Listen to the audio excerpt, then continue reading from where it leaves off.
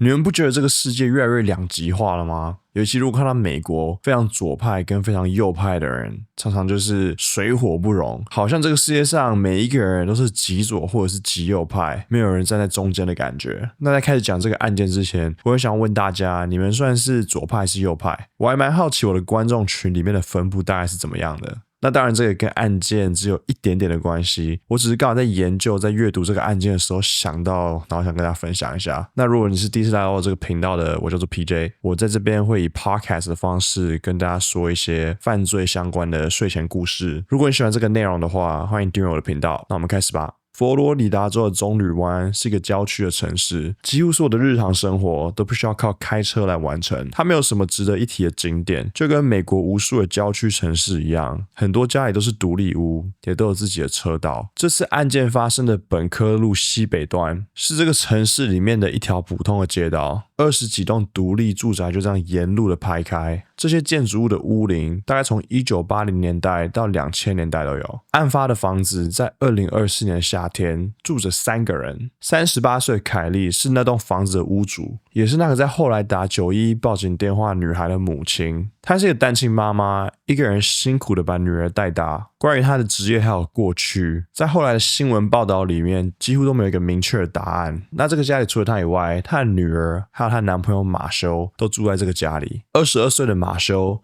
是凯莉最近的一任男朋友，在案发那个夏天，他只比凯莉的女儿大6岁而已。马修很年轻，却非常的爱凯莉，爱到愿意搬进去一个有16岁女儿的家里，同时也生活在一个不一定非常受他女儿欢迎的屋檐底下。而那个16岁的女儿在法庭上的文件里，她叫做茱莉亚，但茱莉亚并不是她想要的名字。在后来的审讯中，她也说到，她更希望被叫做贾斯伯，同时她还想要被用男性的他代名词来被审讯员称呼。2024年7月凌晨12点06分，棕榈湾的警察局接到了一通911的报警电话，电话那头是茱莉亚的声音，她边哭边颤抖，急促的说着有人闯进到了家里来。他每说几个字就要停下来一直喘气。接线员其实一开始是很难理解他到底在说什么的。他说他抱着2只狗不敢走出去自己的房门外。那要理解这个晚上到底发生了什么事情，我们就必须谈到那个房子里的他们究竟在生活中经历了什么。凯莉的女儿茱莉亚认为自己是一个跨性别者，她认为自己是一个男孩，也想要别人叫她贾斯伯，而不是一个叫做茱莉亚的女孩。在每一天的日常生活里面，她跟妈妈有非常多的争执，因为她得不到她妈妈对她性别转换的接纳。2024年7月6号是一个星期六，对凯莉和马修来说，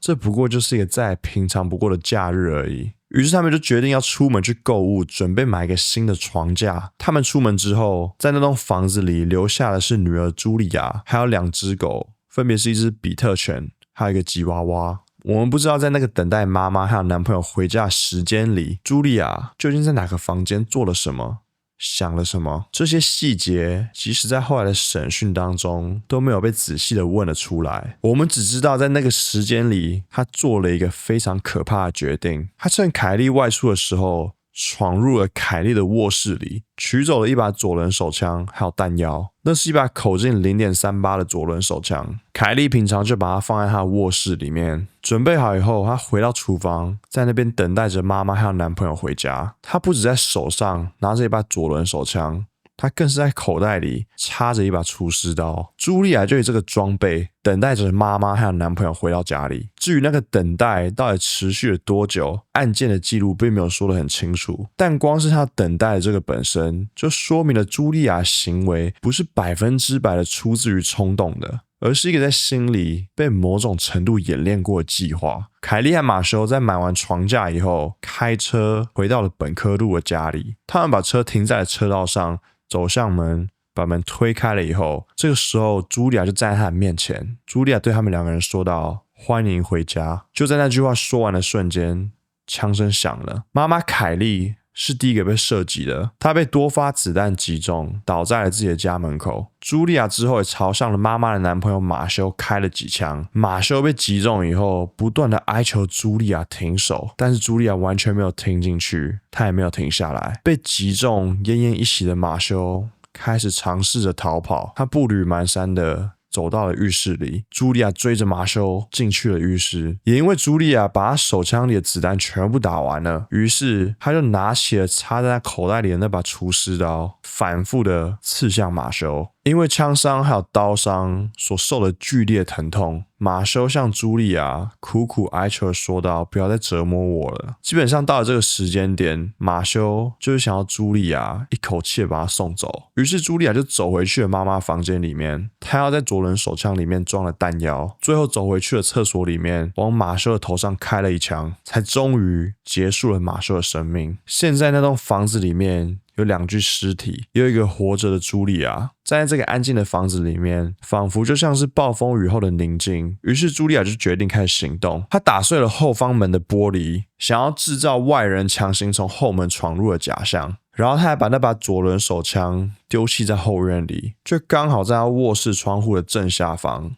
制造这个假现场完毕的没多久以后，茱莉亚就拨了911的报警电话。茱莉亚告诉接线员，一个不认识的男子，身高大概5英尺8英寸，从后方的滑动玻璃门破窗而入。他说他吓坏了，于是他抓起2只狗躲进到了卧室里面，从头到尾都没有出去。茱莉亚对接线员说：“我只来得及带走狗，因为我想让他们跟着我，不想让那个闯入家里的人杀了他们。”他还不知道为什么跟接线员说到了妈妈跟男朋友出去买东西，应该很快就会回来了。当接线员尝试着要安慰着他的时候，跟茱莉亚说：“你的妈妈跟男朋友很快就要回家了。”接线员在这个时候还不知道家里已经有2具尸体了。那个接线员还以为凯莉跟马修还在外面购物。这时候的茱莉亚也没有及时的打断这个误解。过一阵子的沉默之后，接线员问了茱莉亚：“房子里面有血迹吗？在这个房子里面有任何受伤的人吗？”茱莉亚没有马上回答接线员的问题，她最后仅仅说了他们死了。没多久以后，警车就开到了本科路上。茱莉亚站在家门口等着警察过来询问她。第一个抵达警员一看到她就说：“发生什么事了？为什么地板上有血？你还好吗？你有流血吗？”茱莉亚说：“这些血是我妈跟我妈男朋友的血。”茱莉亚在这个时候完全是在一个啜泣的状态，没有办法好好说话，感觉像是自己突然间意识到自己做了一个非常严重的事情。警察后来问他为什么后门被砸破了，茱莉亚跟警察说有人闯了进来，于是警方又进入到那栋房子里面查看。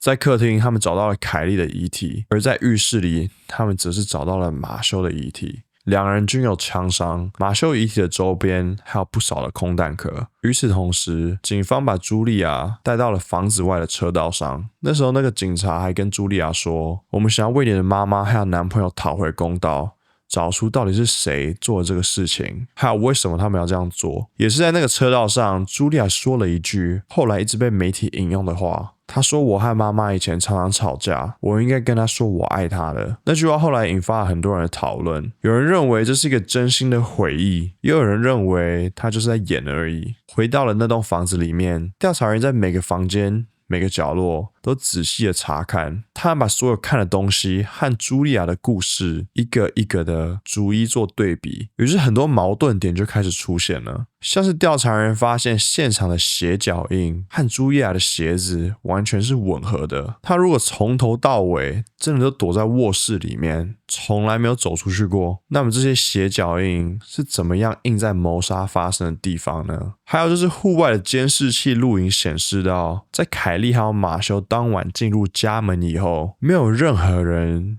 进入过那栋房子里，根本就没有茱莉亚所说的外来的入侵者。再来就是那把银色的左轮手枪被丢在院子里面，也是刚好就在茱莉亚卧室窗户的正下方哦。一个从后门闯入、行凶后逃跑的入侵者是没有任何理由绕到了茱莉亚卧室窗户的下面丢掉武器的。那个左轮手枪被遗弃的位置更像是从茱莉亚的房间里面丢出去的。更何况一个入侵到家里的人怎么会没有准备武器，还去拿妈妈的左轮手枪？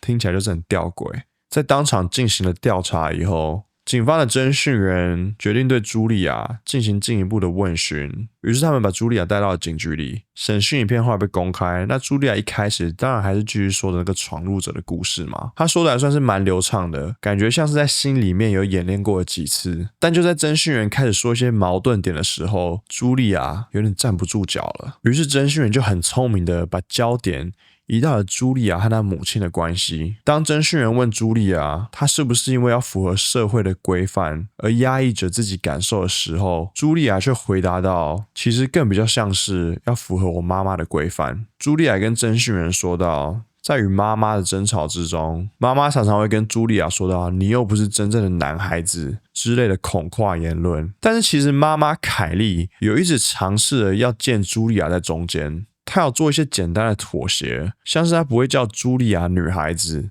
取而代之的是他会叫茱莉亚孩子。侦讯员后来问茱莉亚，你妈妈是不是故意用女性的她来当做叫你的代名词，或者是不叫你贾斯伯，反而是叫你茱莉亚？茱莉亚就点了点头，还说到妈妈常常跟她提及她还有女性的生理构造，她不是一个男生。就这样，妈妈常常会把这些在茱莉亚眼中看似是残酷的事实都塞在了茱莉亚的脸上。她也被问到的是在几岁的时候她决定性别转换的，茱莉亚只是回答说她从来都没有真正的把自己当做一个女人，她把她自己的性别认同压抑了很长的一段时间，直到再也无法压抑下去。除了在性别转换上的不接纳，茱莉亚也不喜欢妈妈的男朋友，她无法接受自己的母亲38岁了，还在与一个22岁的男生交往，更不用说到这个22岁的男生在那个时候只大茱莉亚6岁而已。茱莉亚不想要让马修住在这栋房子里面，还形容到了她与妈妈还有马修之间是存在着一个紧张感的。在这一连串与妈妈的性别认同还有男朋友马修的争吵之中，家里3人的关系才来到了一个沸点。在这之后，侦讯员也尝试用半指控的语气想要揭开茱莉亚的谎言。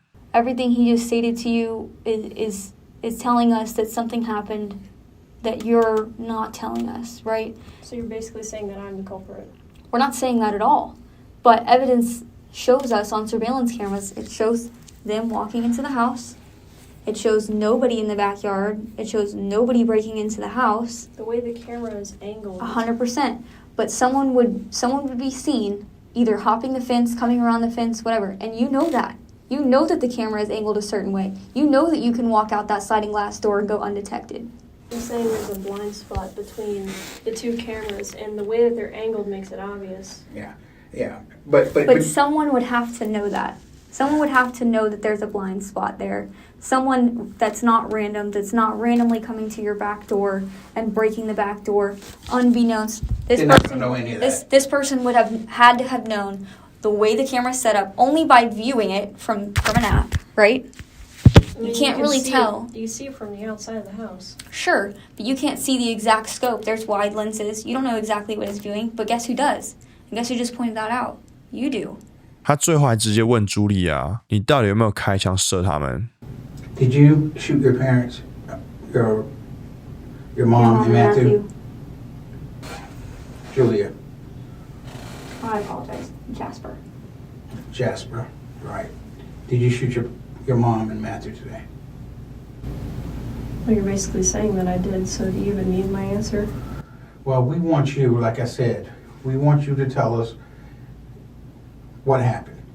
And tell us what, we're giving you this opportunity to tell us what went on, what was going on to make you do this. 茱莉亚在案发时只有16岁，最初是以青少年的身份被羁押，但这个案件的性质，包括预谋、伏击，还有2个命案，都让检察官把目光聚焦在了一个点上：茱莉亚该以青少年的身份被审判吗？大陪审团后来做出了裁决，茱莉亚被正式起诉2项1级谋杀罪，并且她将以成人接受审判。但是根据美国最高法院在2005年的 Roper vs. Simons 里面，法院认定对案发时未满18岁的罪犯判处死刑是一个残酷且异常的惩罚，违反了美国宪法的第8修正案。因为科学研究证明青少年的大脑尚未发育完全，因此青少年的道德责任感低于成年人，所以不应该接受到法律里面最严厉而且是不可逆的刑罚，也就是死刑。所以茱莉亚即使是会以成人的身份接受审判，她最多也是会被判终身监禁，不得假释。她的公社辩护人接下这个案件以后，茱莉亚以不认罪答辩，回应了2项一级谋杀的指控。根据2026年3月的报道，茱莉亚的审判日期目前是排定于2026年的11月2号。那最后我还是想跟大家说一下，他还没有被定罪。那留言告诉我，你们怎么看这起命案？你们觉得茱莉亚值得最严重的终身监禁吗？还是你们觉得她是无辜的，真的有人闯进来？